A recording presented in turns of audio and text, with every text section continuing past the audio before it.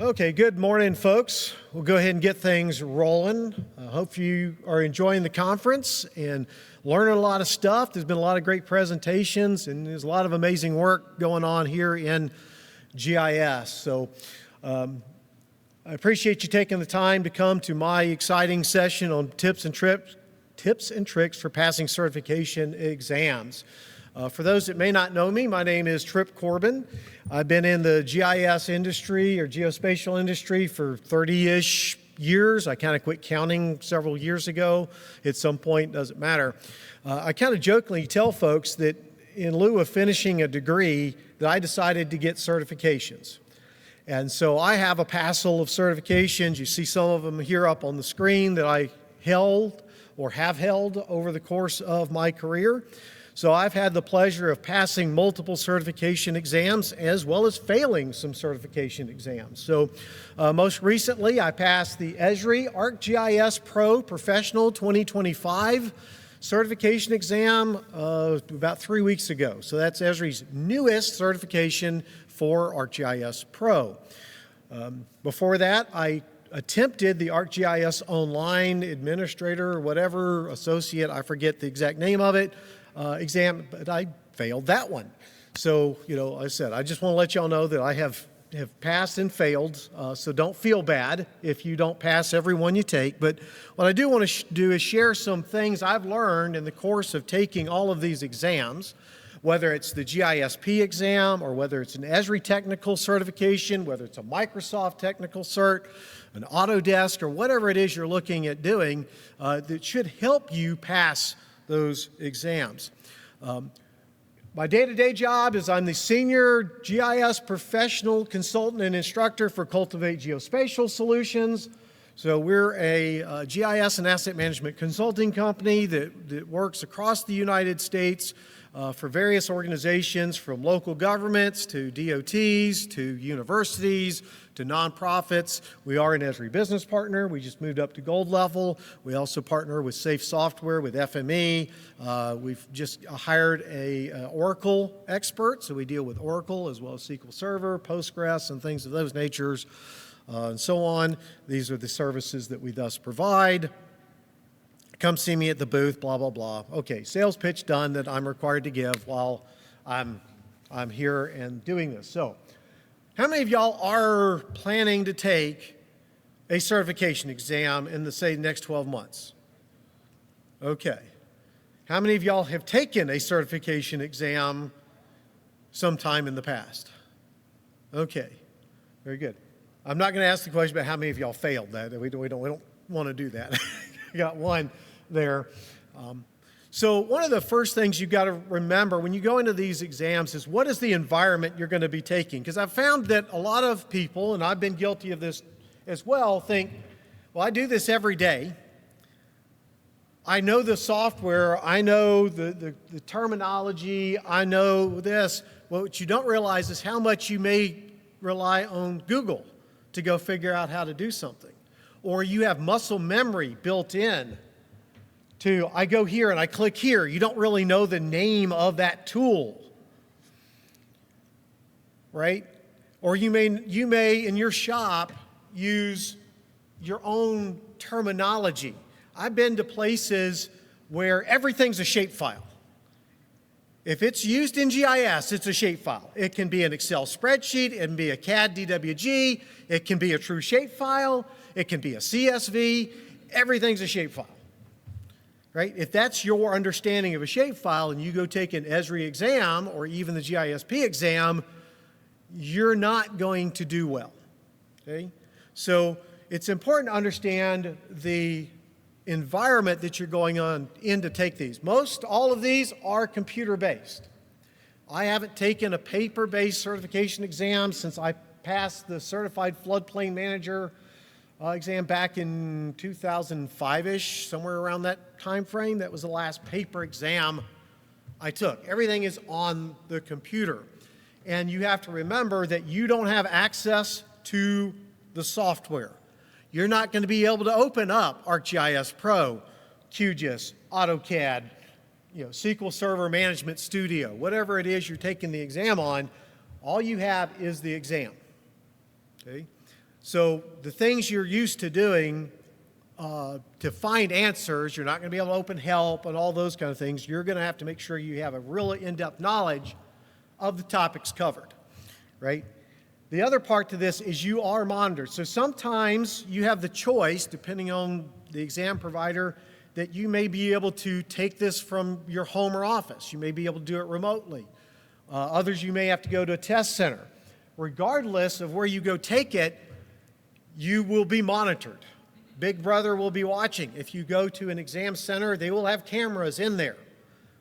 They will make sure that you haven't tried to sneak in a smartphone, a tablet, a crib sheet, a flash drive, or something that you're not supposed to have in there. If you take it from your home or office, you will have to have a webcam. You will have to keep the webcam on. You will not be allowed to get up from your computer unless they may have, depending upon the length of the exam, they may have pre-built-in breaks and all that, but then you also periodically may have to take that webcam and show around where you are to prove that you don't have another computer sitting off over here out of picture, that you don't have a book sitting there, right? So you have to remember you're going to be monitored. When you go into a test center, you can't take anything with you, right? They have a locker. You will put your wallet, your purse, your bag, your keys, your phone, everything goes in the locker. You get the key. The key is the only thing that goes with you into that testing room, right?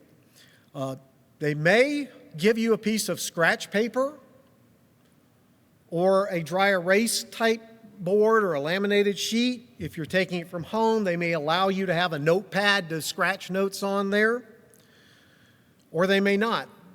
Usually the other part to this is with all of these exams, you have to agree to an NDA, a non-disclosure agreement.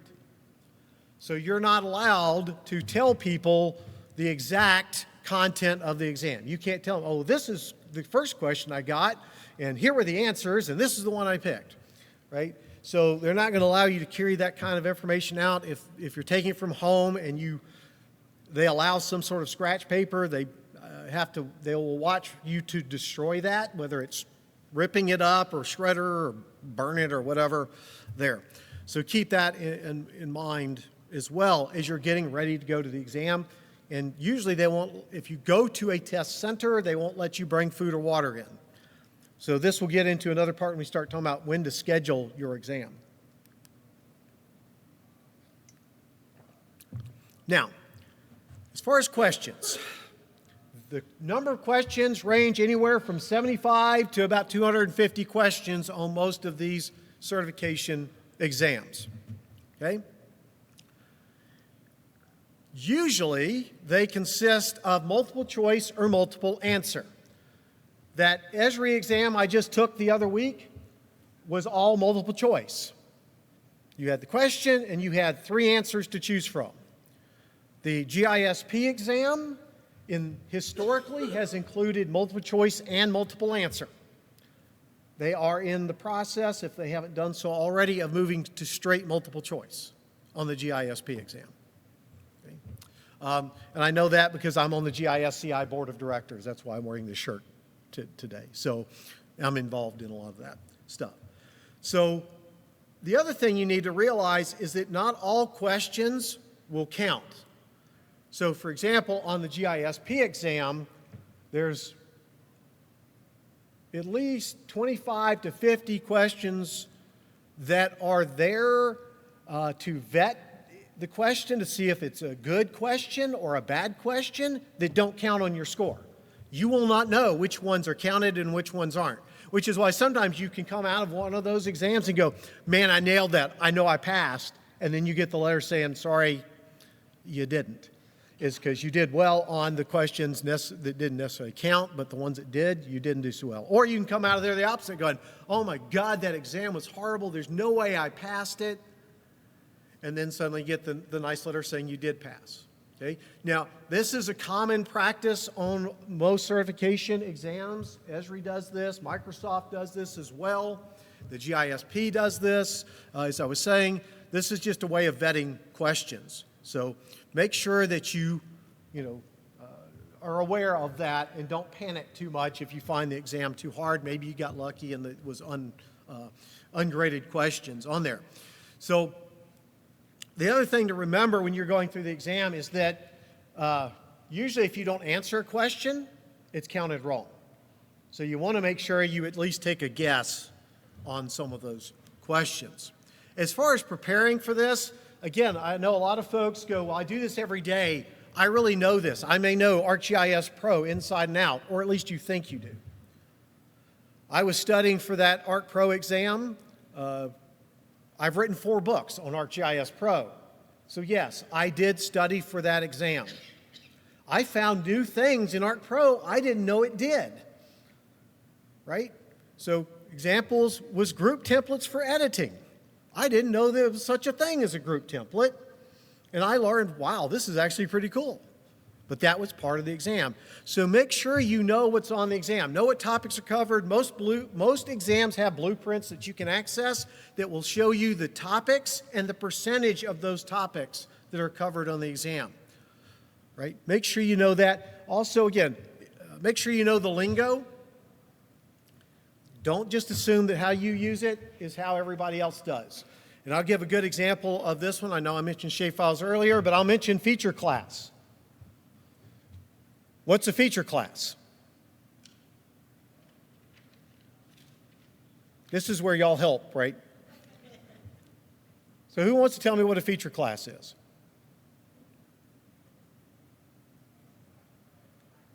Sir.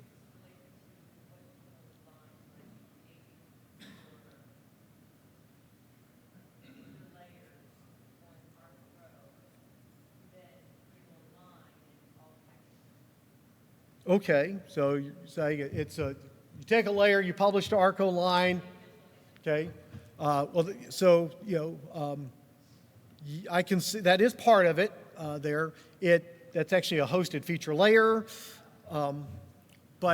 So a feature class, according to Esri, is any collection of features that shares a common geometry, meaning it's all points, it's all lines, it's all polygons, a common attribute table, and a common spatial reference, right?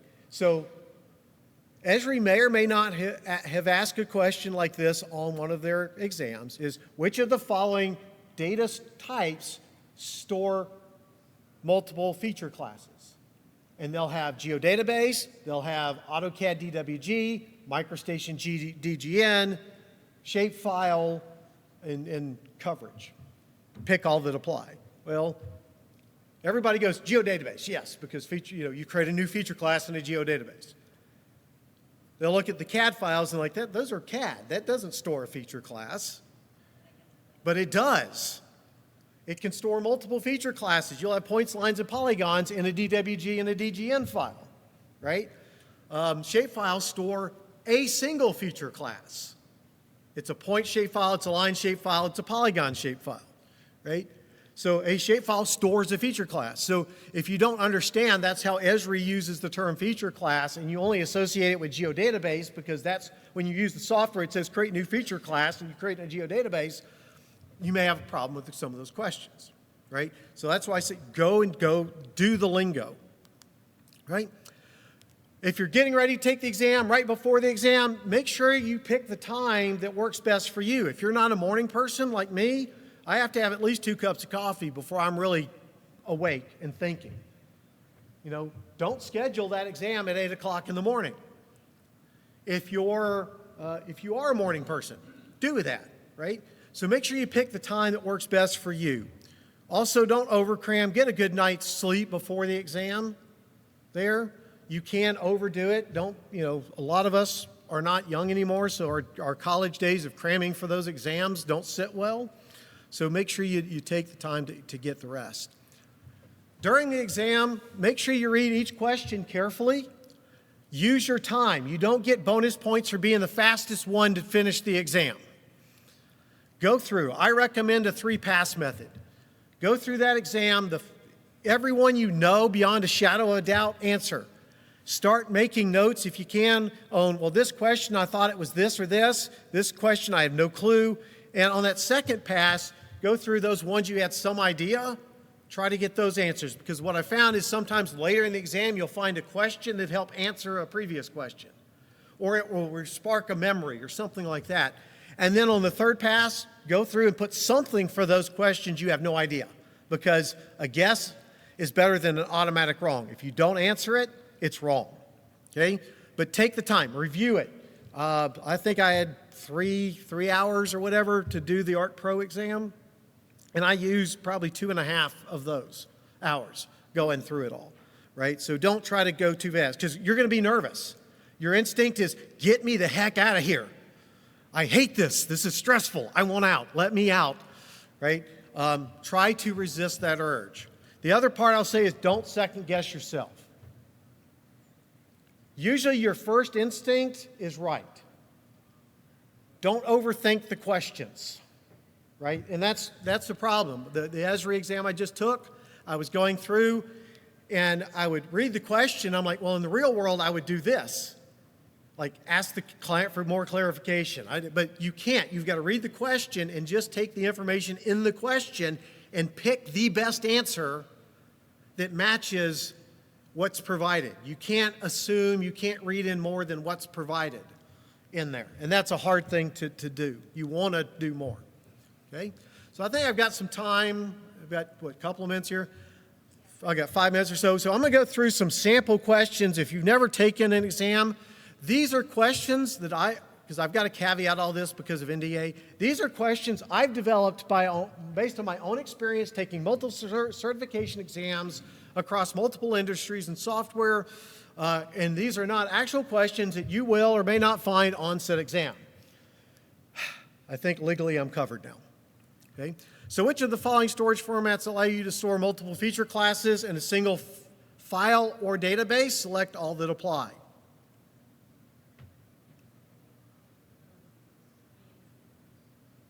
B and C is correct. Okay? So here's a good one. You're responsible for maintaining the GIS data for your organization. When you try to enter new values into a field, it will not allow some of the new values you are entering. For example, the current value is 24. When you try to update it to 24B, it will not accept the new value. All the data was collected with survey-grade GNSS and is stored in a file geodatabase using your local state plane coordinate system. What might be the cause of the database not accepting the new values? Select all that apply.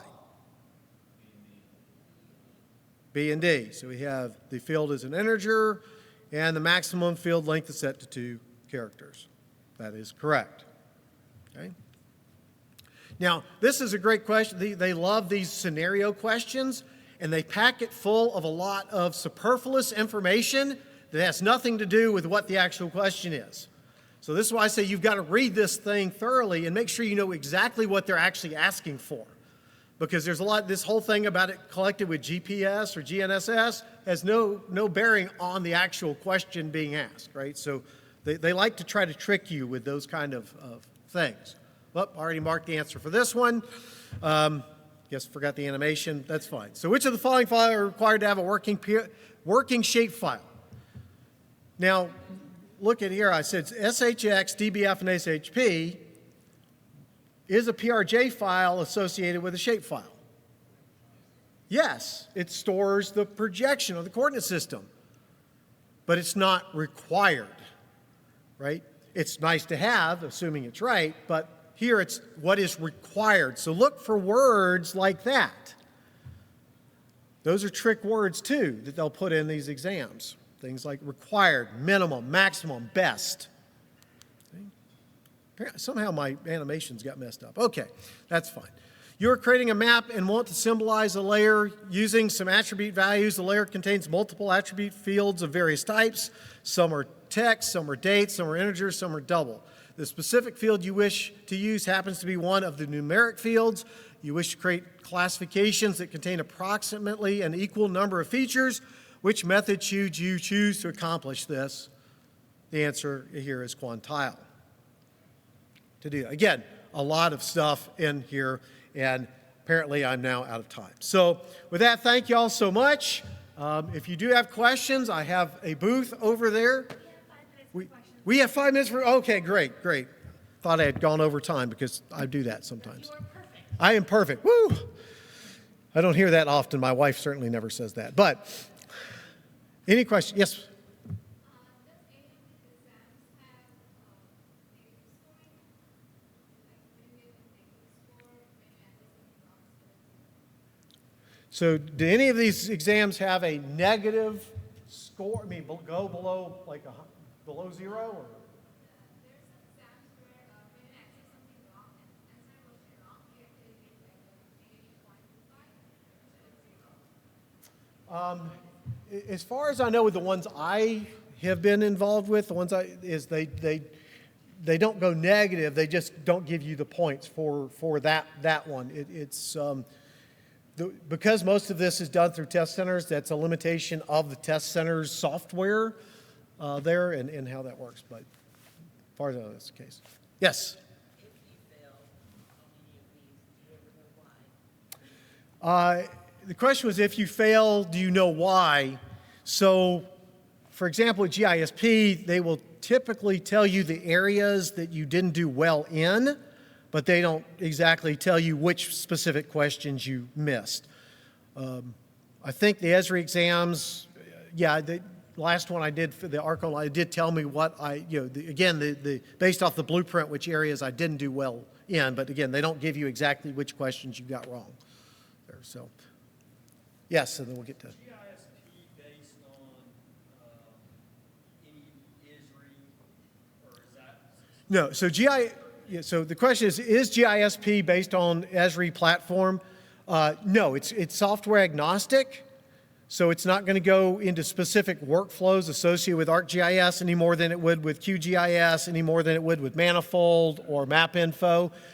Now, it may ask questions about, say, like shapefiles, which are an Esri format, or a geodatabase, but that's because other applications have to access the data. Like QGIS will do shapefiles as well as access a file geodatabase.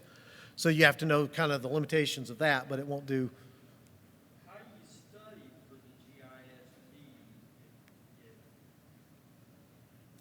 if it's not ISRI? So how do you study for GISP? Well, there's a blueprint for one thing. So it tells you the categories and the knowledge areas that need to be covered, and those reference back to the geospatial technology body of knowledge that was developed by UCGIS and ASPRS. AAG. And then from there, there's some study guides posted on the GISCI website and some other resources and we're working to build some more as well. I think we had a question back over here. Yes.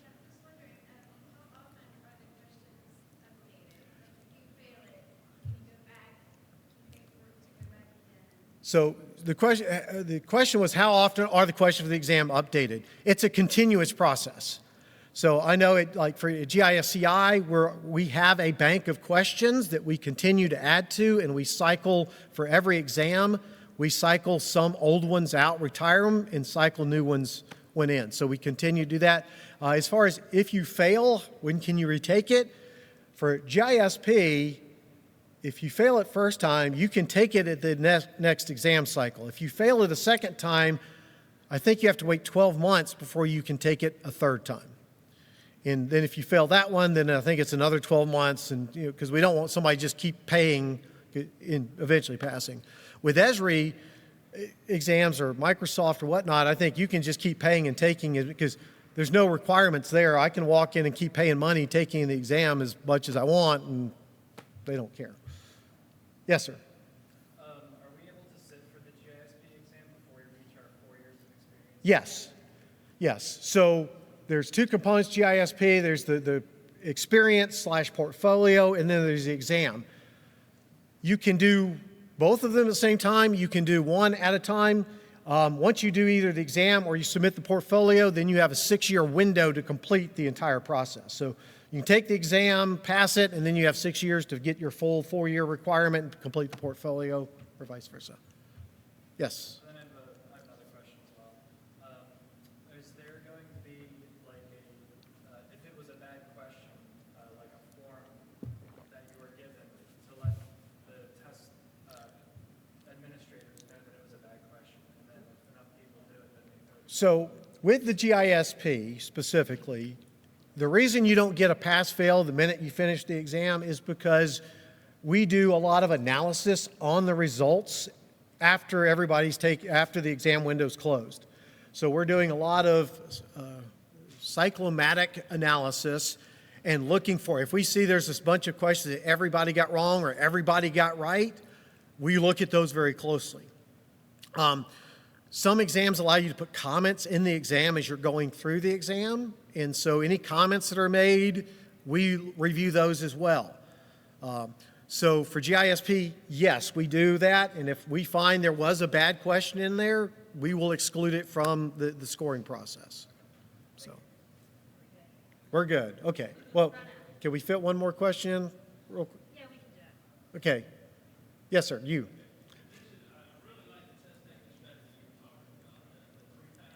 Yep.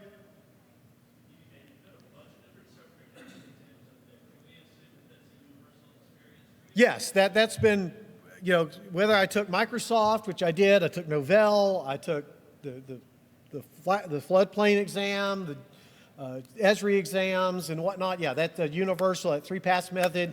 I use it. I can tell you I usually pass if I do that. If I rush through it, and I did that for the ARC Online one that I failed, I just, because I got frustrated with the exam because it was one of the worst exams I've ever had to deal with as far as the questions. I failed. So yeah, that's universal. So we guys, appreciate your time. I said, come see me in the booth if you have other questions. I'm here all day and I'll be here tomorrow morning as well. And you can email me with this up here. Thank you much.